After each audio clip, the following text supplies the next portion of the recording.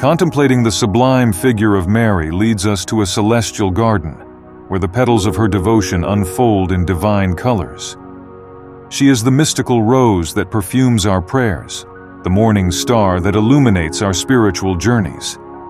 In her divine motherhood, we find solace and hope, like children resting in the warm embrace of a loving mother. As we venerate Mary, we not only acknowledge her greatness, but also open ourselves to the wonder of a deeper union with Christ.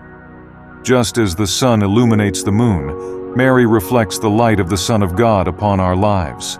In her generous yes, we find the perfect model of submission to the divine will, a lesson of trust and humility that resonates through the centuries.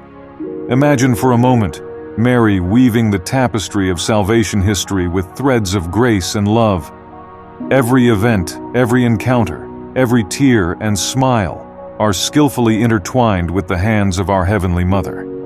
In her hands, our lives become divine masterpieces, part of a larger and more beautiful design than we can comprehend. Like a stream gently winding through a valley, devotion to Mary guides us along the paths of faith. She is the compass pointing to Christ, the lighthouse guiding us through life's storms. In our supplications to her, we find not only a powerful intercessor, but also a compassionate friend who understands the joys and sorrows of our hearts. May we, as spiritual pilgrims, walk side by side with Mary, learning from her submission, nourishing ourselves with her grace, and trusting in her intercession. Thus, guided by this celestial Mother, our lives will become a symphony of praise, a fragrant offering ascending to the heavens, where Mary, the Mother of God, awaits us with eternal maternal love. As the Mother of God, the Virgin Mary occupies a unique position among the saints, indeed among all creatures. She is exalted, yet still one of us.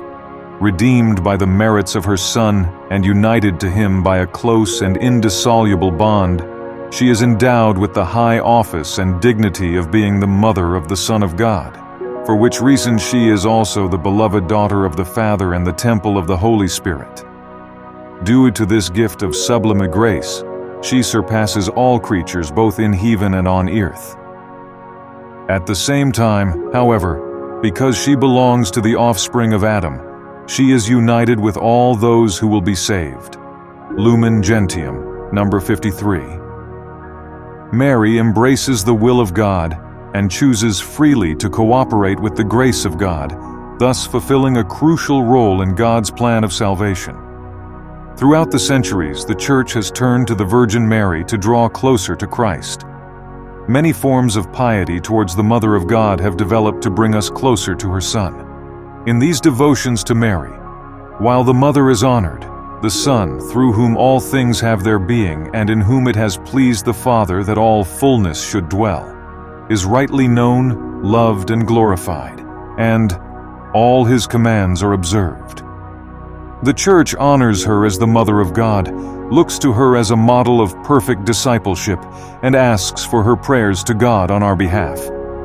As an additional source of comfort and inspiration, we can turn to the Psalms and parables that highlight the veneration of the Virgin Mary.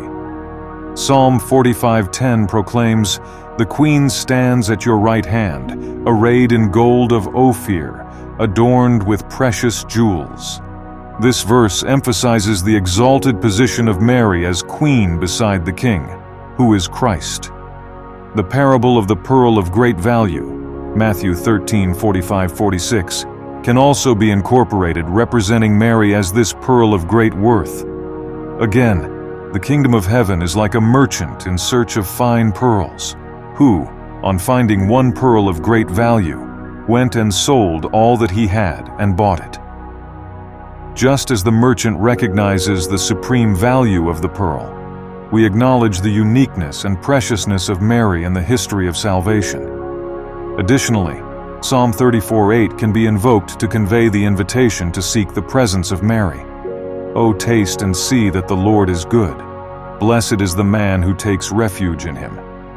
Similarly, we are invited to taste and see the goodness of God manifested through the maternal intercession of Mary. May these biblical and liturgical passages further enrich the understanding and devotion to the Virgin Mary, lifting our hearts in the pursuit of divine grace.